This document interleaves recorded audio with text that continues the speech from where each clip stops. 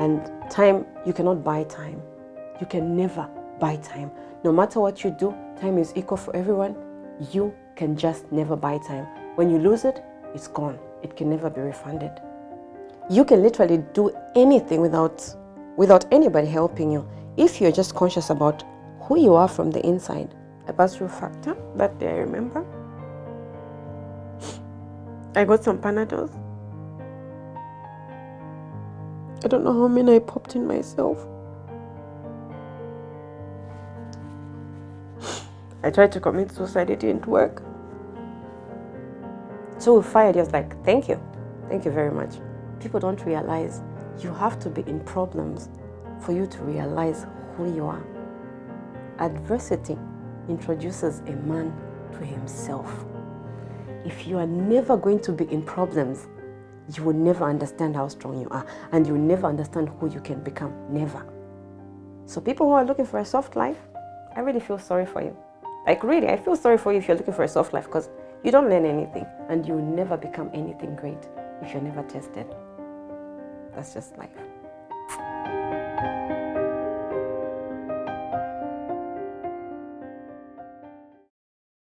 Welcome to Denmark Real. I am Amar Ahmed. With me is Lydia Noole. Hi, thank you for Welcome inviting to me you. here. Thank you so much, Amar. She is an entrepreneur working with skincare and hairdresser. She also has her company and in cleaning service Yes. cleaning, yes. Cleaning services, yeah. And she is actually on her second book that I'm really looking forward to hear more about. Yes. Yeah, welcome to you. Thank you. Your first book, I want to go right away in this. Mm-hmm.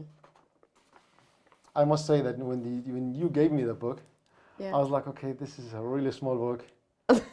I'm not gonna read it. I don't know what to expect. Like, okay, I will put it off. And after we talked about this interview, I had to read it. I had to. So you can read a book anyway. I usually just listen to books. I had to read it. I'm happy you did. And I was like, okay, this is gold. I cannot leave it. I had to read the whole book. Wow, thank you. It was nice that was short. Yeah. Short, not in the sense of badness. It was precise, straightforward, direct to the point. Yeah. Without all these 400 pages of nonsense. So it was actually good. Really good. Yeah, I actually thought, because I myself, I'm like you. I usually listen to my books. And then I thought, what about the person who doesn't like reading books, but who might be interested in doing something different for themselves? What can I do for them? And I thought, you know what? I'll make it short and sweet. Like they say, keep it straight. Keep it simple and sweet, short and sweet. Yeah. So I thought, you know what? I'll just make a kiss book. And that's what I did. But I just decided, you know what? In this book, I just have to hit it right on the nail. No bluff here, there. It just has to be straight. So I'm happy that you like it. And it was right straightforward, right to the point. Thank you. And it was easy to go through because you ask a lot of questions that make me think, and also that make me dig deeper. And you are not moving further before you answer these questions. I remember that one. So I liked it. I really liked it because thank you. Most of the things in this book remind me of the self-development I myself went through. Okay. So I loved it. So 5 winner mindset. Yeah. How to win every day. That's the title of my book. And you go through these 5 winner mindset, and I will take you through them so you can help me and help the others to understand the book. Yes. So commitment. Walking the talk. Yes. Can you tell me more about that? Commitment. You know, it's I can give an example. Yeah. You know, there are a lot of people who would like in the heat of the moment, we're talking about something, right? And then you say, "Oh, Lydia, you know what? I can do this and this for you," because in that moment you're feeling so happy. You're excited, and then you'll make a commitment to say you will do this for me. And after 2-3 days, maybe you and me have a fight, or maybe we don't see each other, and then you don't do what you say you will do. When I talk about commitment in this book, what I say is you have to do what you promised to do, even when that feeling is gone, because that's what commitment is. If you cannot stay true to what you say to someone, even after the feeling is gone, and there's no commitment in you. That's amazing. So, thank you. I will go directly to the next. Discipline.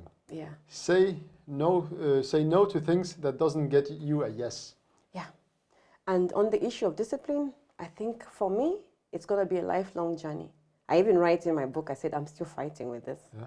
Because most of the times as human beings, I've actually landed in trouble with my cleaning company because I've always thought I should just, say yes to everything because I want to please my clients, I want to please my children, I want to please my husband, I want to please my friends, I want to please this and this.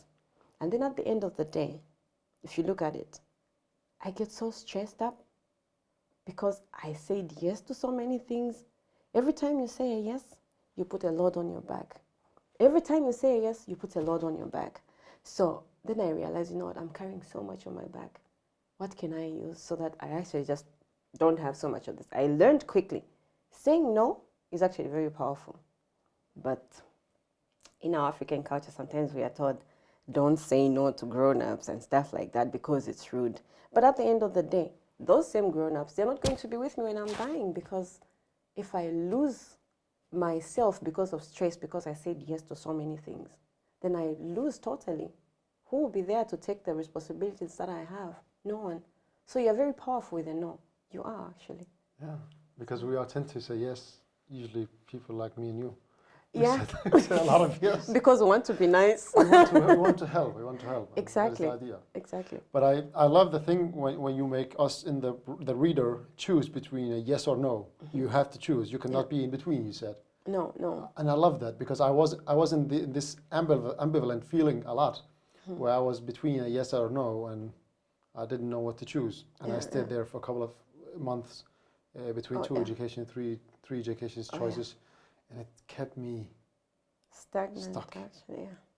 I couldn't move anywhere. I couldn't go anywhere, and I was really frustrated. So I wrote, "I love that." Thank you. And I saw the post you sent after you read the book. I was like, oh, okay, this is really awesome. It is. I love that it's short and precise. Yeah. Because I can't read. I don't want to read 400 pages. At least you read mine. I did, yes.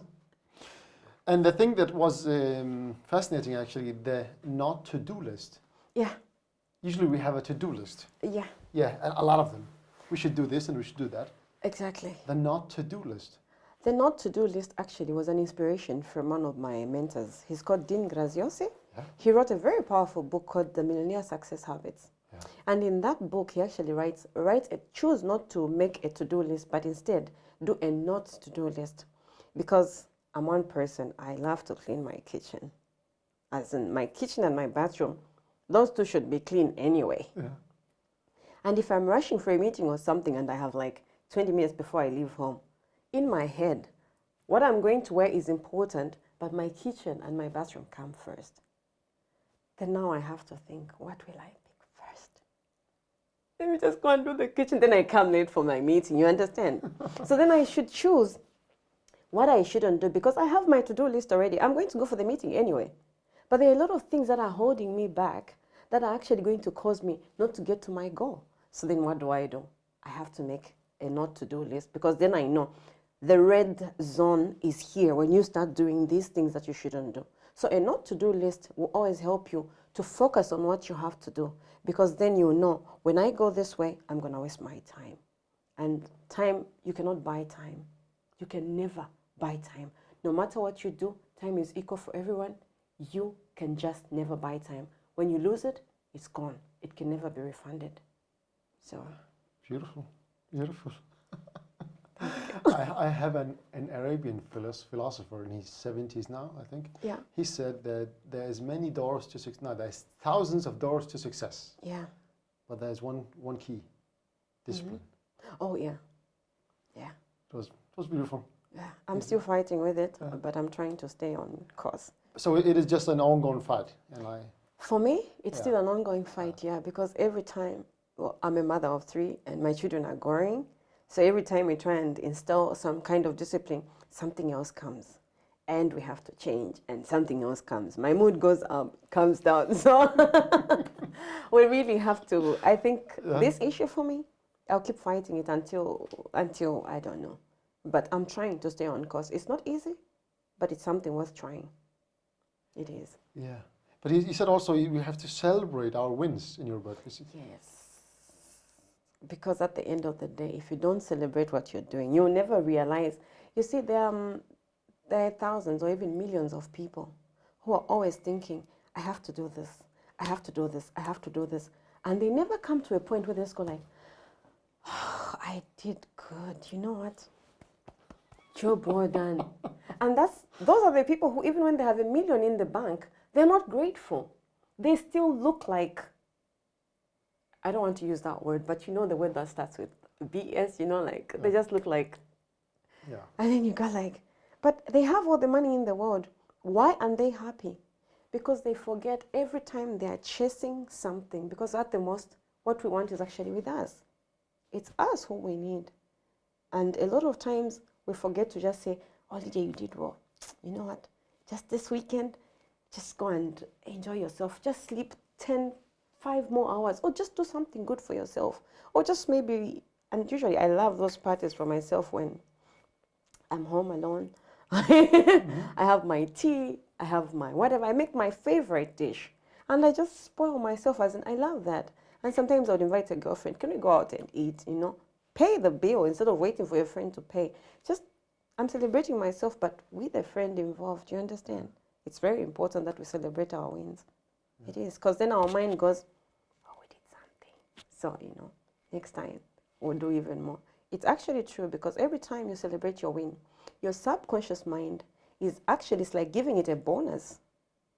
And imagine you're working tirelessly and your boss never recognizes that you're doing something. Think about it in that way.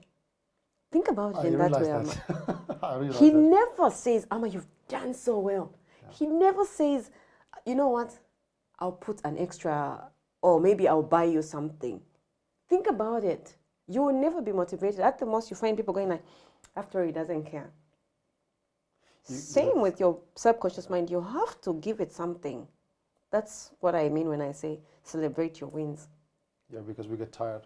We do get tired. We get tired. And exactly. Also that the thing that is, when you are eating this meal, you are always thinking about the next meal.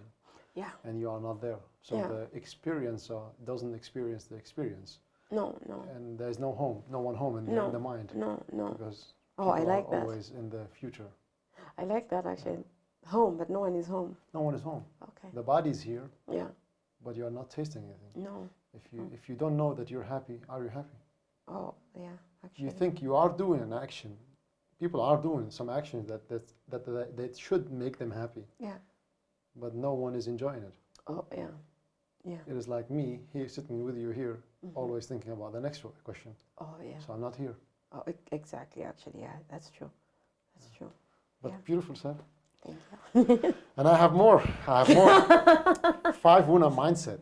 We went to the number 2, and now consistency. Yeah. When you become consistent,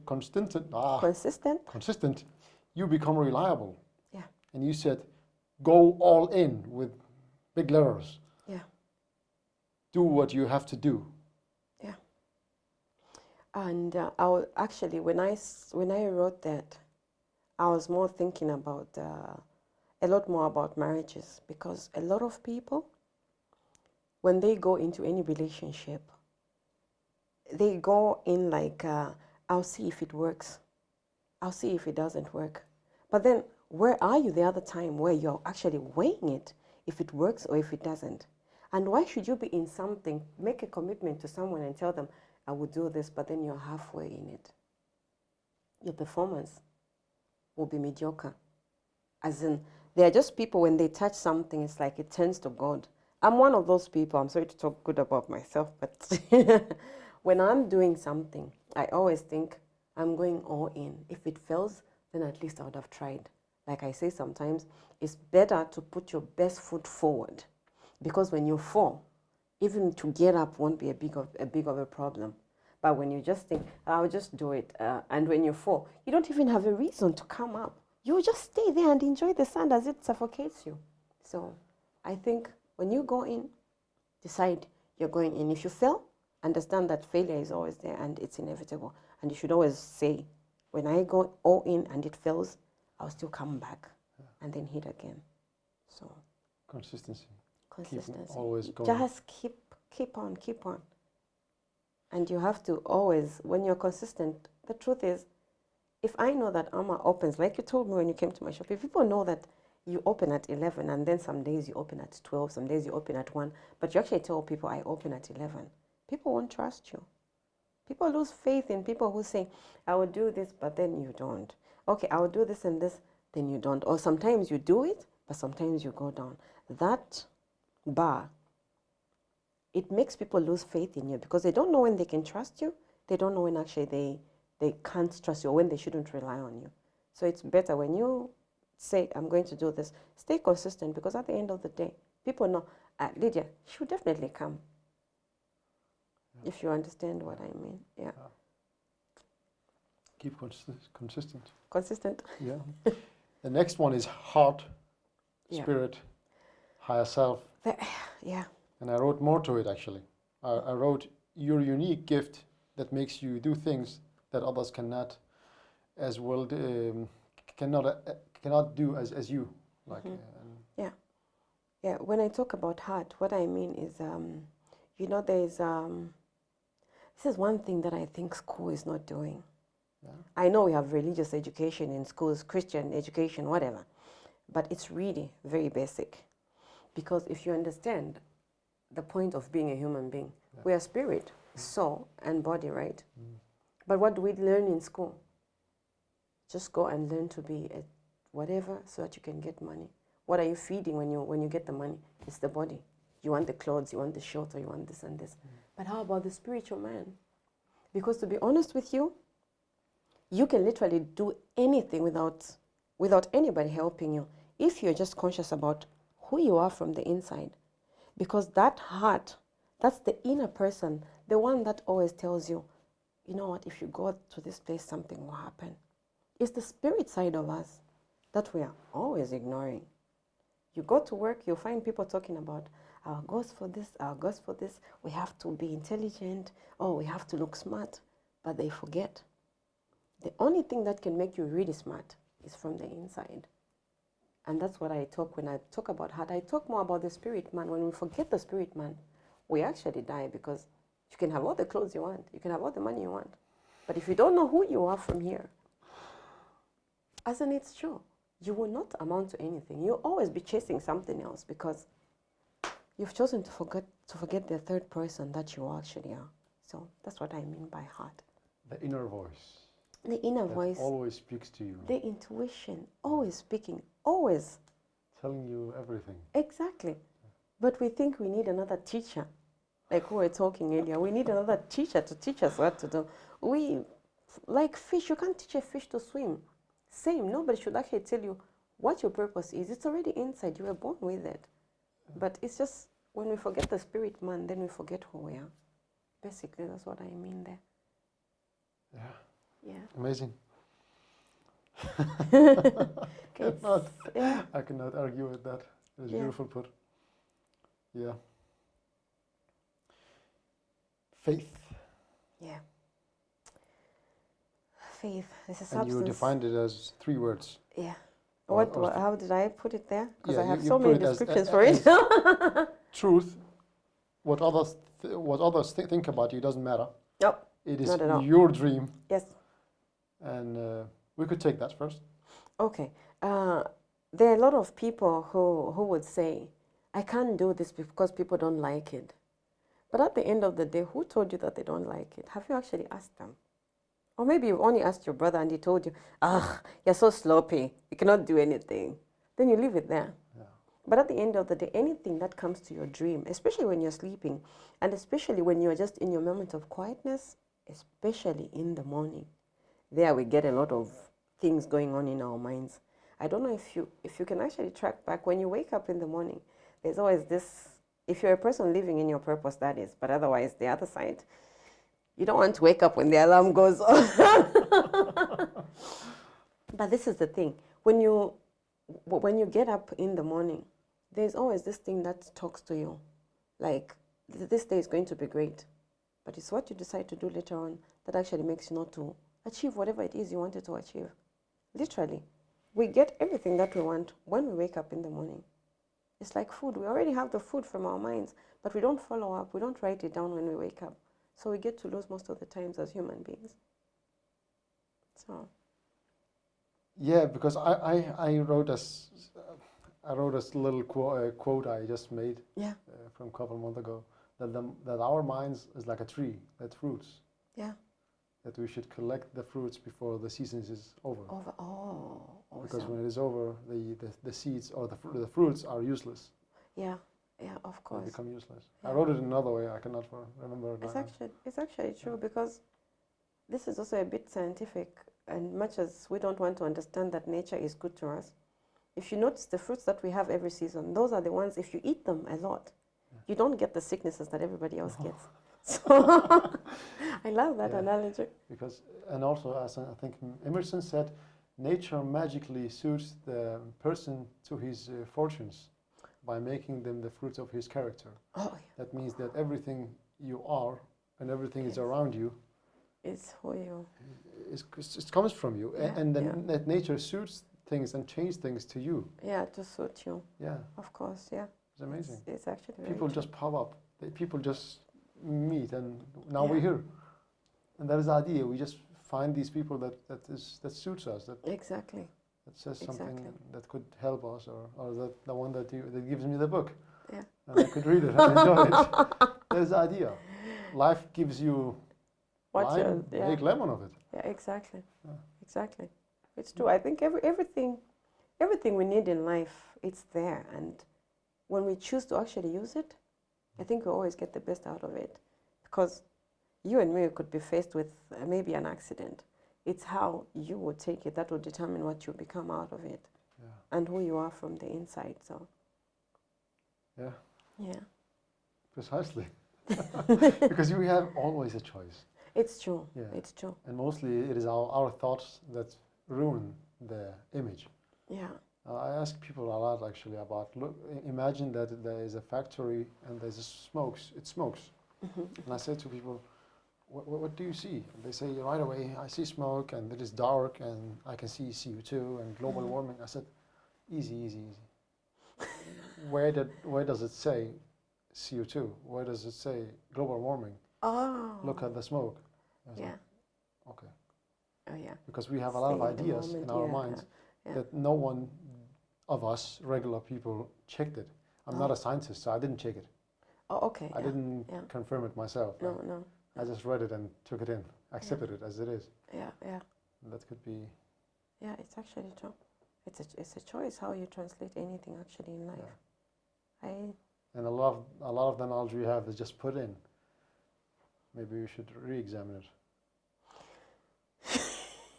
Yeah, if we take the spiritual side of ourselves, as in really, because I would always fall back to that point which I say, if we don't as human beings realize that there's this part of us that is always speaking from the inside, we'll never amount to anything.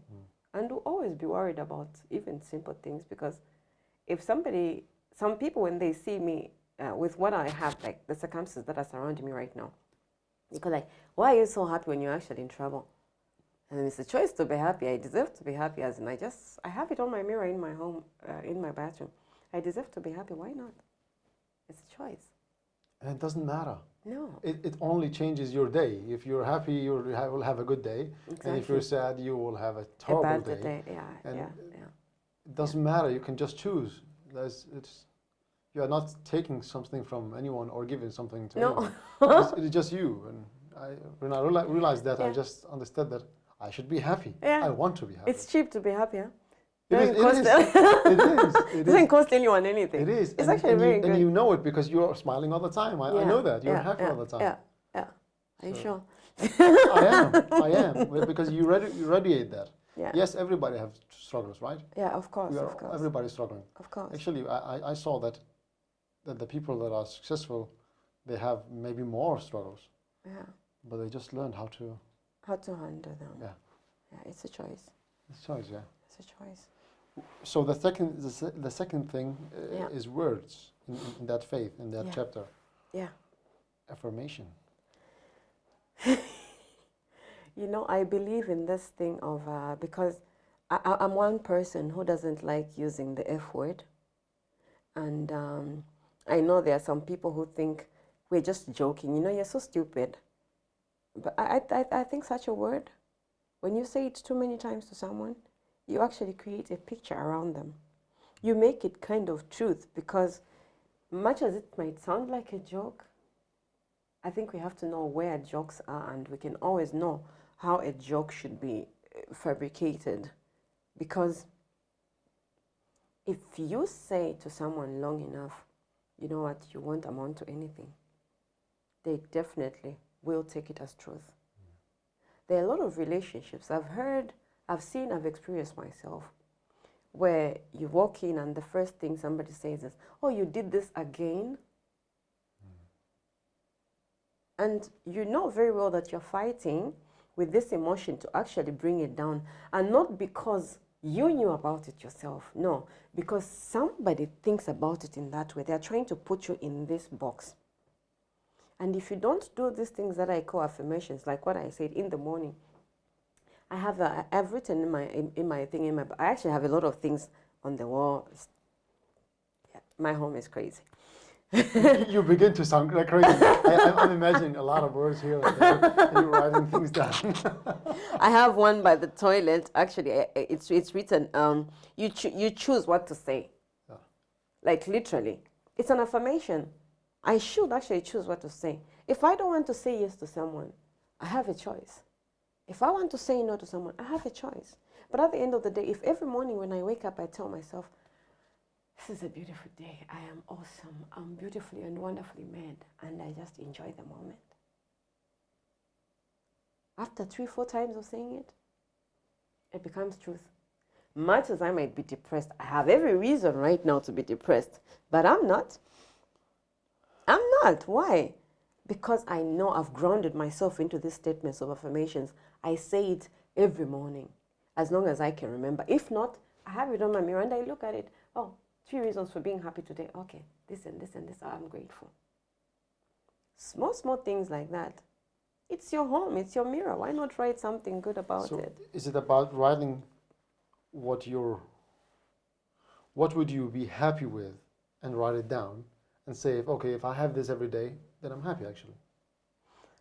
Actually, one of the things that I write, okay, I love this affirmation where I say, I'm fearfully and wonderfully made. Yeah. Because some time back, I fought this insecurity issue. I had a cousin who told me that my legs were not nice, they were small and stuff like that. So I thought I was ugly because of that. And I'm African, my nose is, you know what I mean? And she would always say, oh, your nose is bigger than everybody else. But as I grew up, I came to realize, you know what, if people say something in your life and you take it as truth, you will actually see the evidence of what they say. So I decided to just bring it down to what I want to become.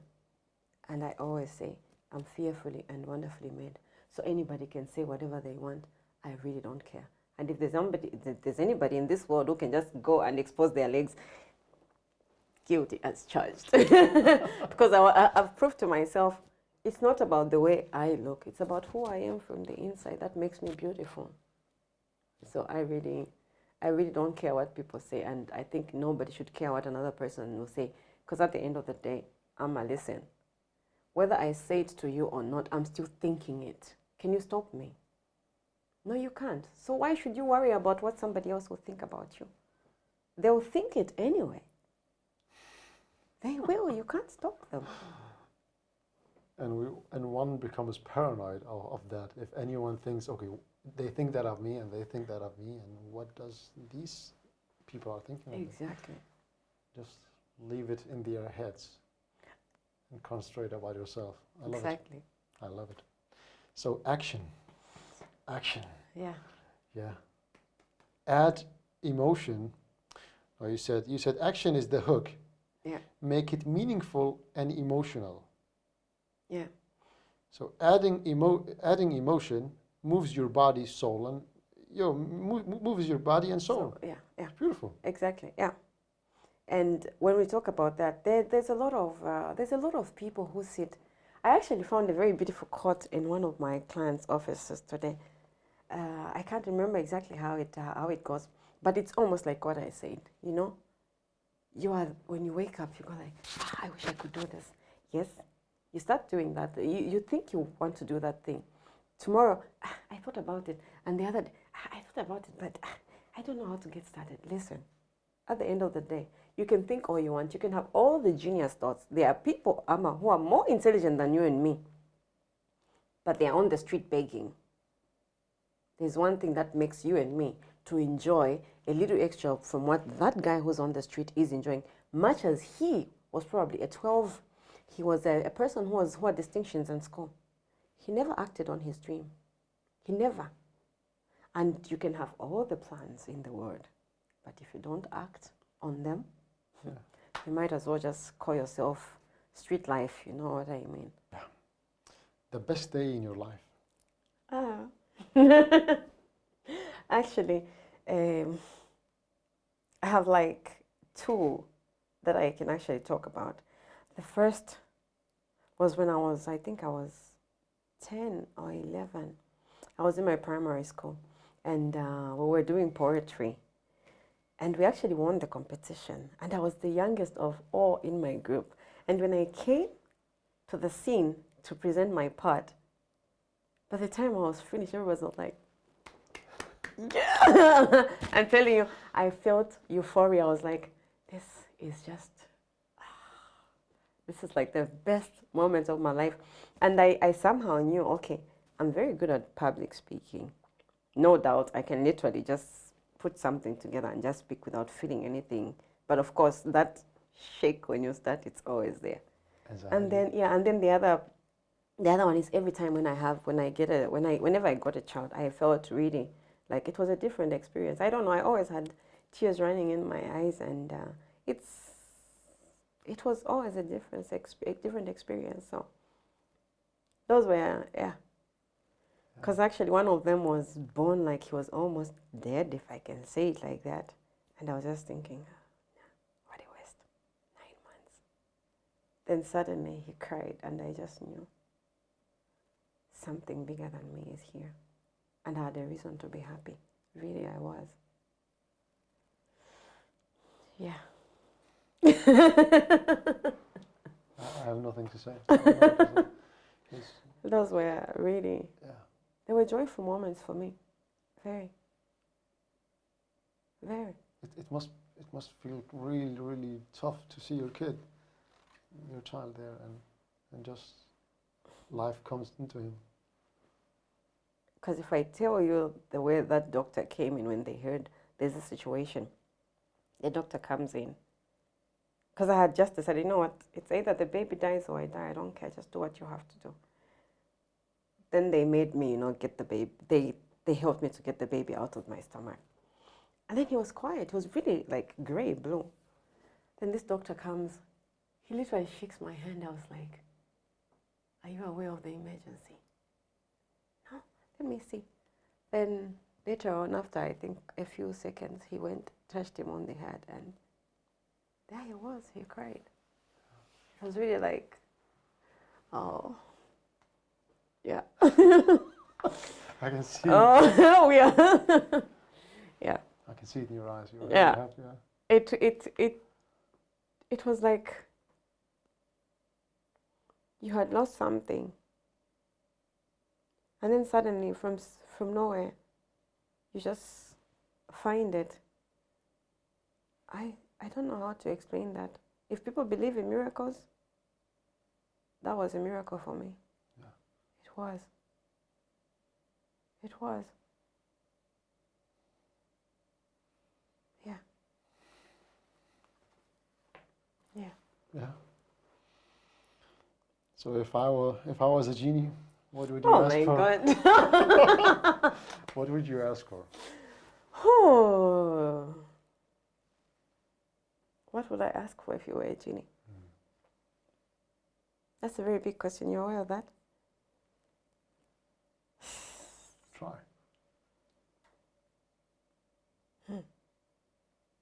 Only one wish. Because genies come with 3. I guess I would more ask for the ability to have more understanding and more love for human beings, and a more articulate way to a more articulate, not even articulate, a way where I could be easily understood by people, because sometimes I feel I have this burden where I want to show people that they're underperforming themselves. And it's like somehow if I would just get into somebody's brain and show them you're doing less than what you are, because it's not always easy. It's not. I believe each one of us is great at something. But we are in this place where we are thinking it's about following where the money is. But at the end of the day, there are so many people who are doing work that they don't like. And if you listen to their story when they get home, they think their boss is stupid. They think their work is shitty. The company has not figured out how to do whatever they have to do. But really, if you ask yourself, are you doing what you have to do? Like, to be honest. Because there are a lot of people who have this understanding: I have to go to school, I have to go to college, get a job, get married, do this and this, because it's expected of me by society. If I had that one wish, to just find a way to bring it out to the world, to say, you're a person of greatness, you've got that one purpose or those two purposes which you came with on earth, just go and do them. Be you, go and do you. Because when you're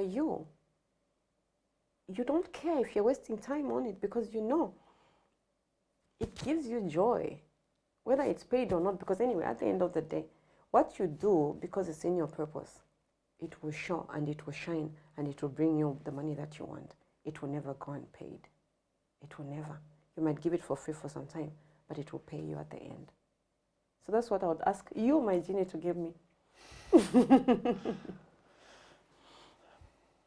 That is what I'm trying myself to do. Oh,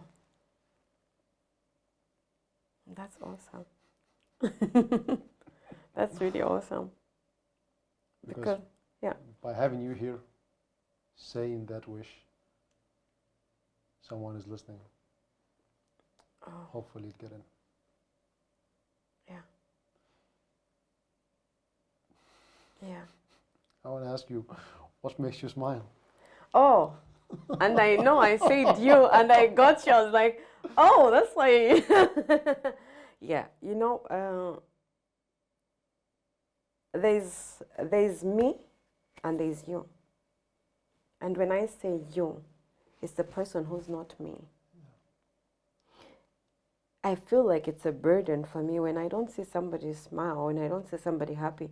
Like, I should find out what's wrong with them, or why are they suffering like that. And I just think if I see somebody smile, it makes me really happy. It puts a smile on my face. And especially when I can do something to help them, because then I know I've contributed to the reason that they are smiling. And yeah, because why did you write the book? I wanted to actually help people to understand that to have the life that you want, it's not very difficult, but it needs you to be there. You can say it's simple, but at the end of the day, you have to do it every day, and that is where it becomes hard. And I wrote that book especially with the thinking that there's an exercise at the end of it, because I actually want you to sit in it and see, okay, this is actually very serious. It's about me. Because if you hear the way I talk, I think there's this, I don't want you to read a book. I want you to feel I'm actually there with you, trying to make you see, look, if you skip this step, you're not going anywhere. And don't do this before you go to the next step, because I really need you to be here. So I wrote this book because I know there are a lot of people who don't want to read books. In Denmark, it's easy probably for people to read that. But also, if you look at the way it's fashioned, those exercises that I put, I literally say, write it down. That book,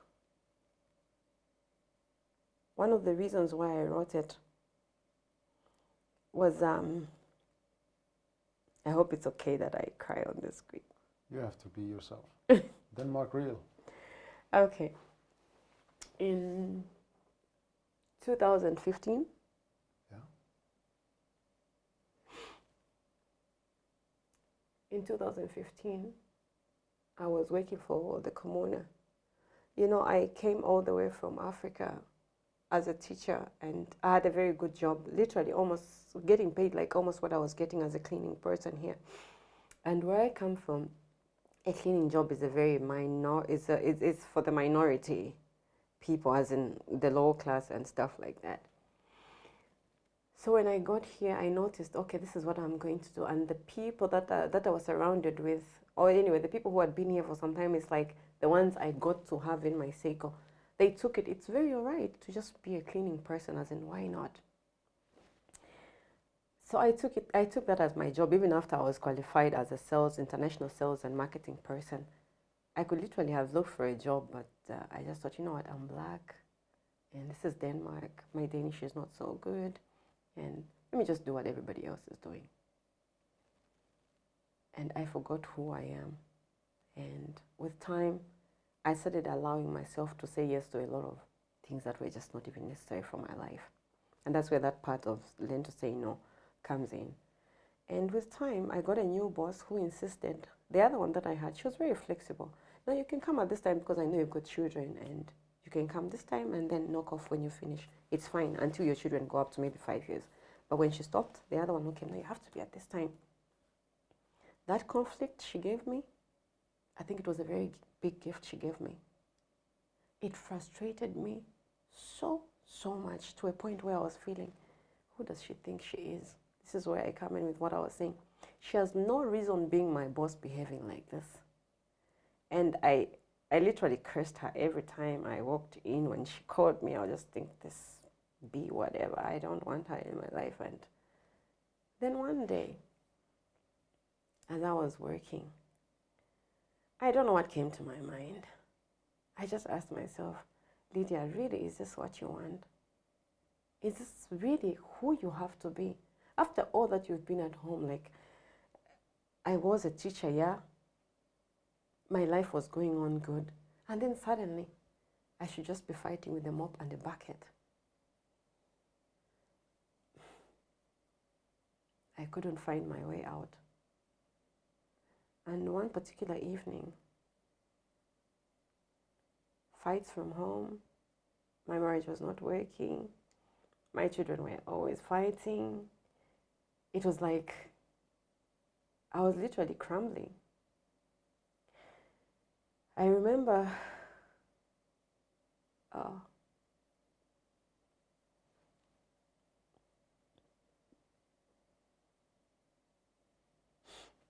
it like yesterday.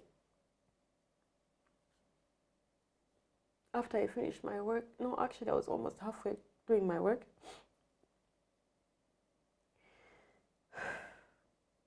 I was trying to listen to music. I was really so depressed. Like, everything was dark. I was thinking, can't I just go back home and live my life? Started from where I left it off.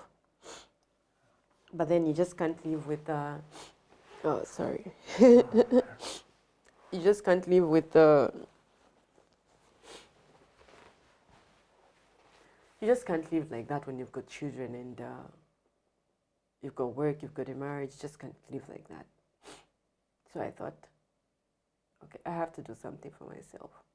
So I finished that work that day, then I went home. And yeah, I passed through Factor that day, I remember. I got some Panadols. I don't know how many I popped in myself. I tried to commit suicide, it didn't work. And I was sick, I think, for like 3-4 days. Then I went to work again in the same position that I was the other day before this whole thing happened. The thought came again, and I was like, you know what, I can't keep on running from myself. This is not who I am, this is not what I want. Then something told me, just open YouTube. You've always been using it anyway. You know you can use it for a lot of other things. Then I stumbled on, I wrote something, how can I get motivated? Then this guy, Grant Cardone, he popped up. I listened to, I think it was a 52-minute, I remember it like yesterday. It was a 52-minute motivation speech he had. Then I listened to Tony Robbins. And I did my work that day without even any problem. Then I thought, so there's actually the other side of life. My life can actually be different. So I started thinking, what can I do now? You know what, I can't go on staying like this, working for these people, and this woman, she's on my back like 24/7. I'm not going to tolerate this, because something was burning inside of me. As in, that's just what happens. A bad thing happened for me to actually realize that I'm worth something else. So I just decided, you know what, I'll be so sloppy. I will not do my work badly, but I won't show up on time. Let her figure out how she's going to fire me, because I'm not going to get fired. I'm not going to fire myself. I won't. I'm not stupid. I showed up when I chose I should show up. Now rules were on me. I made the rules. So I showed up when I wanted to show up, and I left when I was done with my work. Everything having done it very well. So she was waiting for me one time, and she asked me, you've come an hour late. I was like, yeah, I've got children at home. I just can't show up like anybody else would. I've got 3 young children. And the other boss, she allowed me, you can't. So I'm going to show up when I want. No, you have to give me the keys, you're fired. I was like, no problem. And she asked me on Tuesday, you should come for a meeting. We're going to talk about this. I went, and I was dressed like, I'm going to see the president or something. She was like, are you sure you don't want to reconcile? I said, no. So we fired. He was like, thank you. Thank you very much. And that's how my journey started. I started like, I wanted to do an entrepreneurship thing where I connect Zambia to whatever, doing farm issues. And that went slow. Then my husband asked me if I could take over the cleaning company, and it just shot up like that, like from almost 2-3 clients to just, I don't know how many they were. And later on I realized, okay, this is really good. And maybe now that I have some money, I could also focus on doing what I really want to do, and that's something with hair and skin. So I started my hair skin business. But my point here is, people don't realize you have to be in problems for you to realize who you are. Adversity introduces a man to himself. If you are never going to be in problems, you will never understand how strong you are, and you will never understand who you can become. Never. So people who are looking for a soft life, I really feel sorry for you. Like really, I feel sorry for you if you're looking for a soft life, because you don't learn anything, and you will never become anything great if you're never tested. That's just life. Lydia. Yes. Thank you very, very much. And I have one sentence to say to you. Be fruitful, be great. That is the sentence you end the book with. I always say that, yeah. I love that. Where can people find you? Oh my God. How can we find you? Right now, I have a cleaning business. Yeah. It's called Noole. And if you're in Denmark, then you can find us. We work in Aarhus, we work in Vejle, we work in Hinsted, and we also work in Horsens. And calling very soon, probably. And I also run a beauty shop here next to Alma here. And there we do, I know people think it's a salon, but it's more we treat hair, broken skin, and stuff like that. Also calming people down. And I try by all means to influence people in this, where I tell them, look, you could be coming for your hair to look beautiful, but at the end of the day, the beautiful person is inside. So when you love this one in here, everything else will start looking more beautiful. So that's literally what I do. And you can find me on Facebook. I have my page called Lydia Noole. And I have a website called shore-beauty.dk. That's where I have my my salon thing going. Yeah, so literally those are the places. And there's also Shore Beauty on Facebook. So those are the places that you can find me. Yeah. Lydia, thank you for today. You're welcome. Thank you so much for the interview. Yeah, and I'm so happy that I could actually express myself through your channel. Thank you so much. It's a very good job that you're doing. Thank you. Yes. I'm really happy for that. Yes, Yeah, thank thank you. you. You're welcome.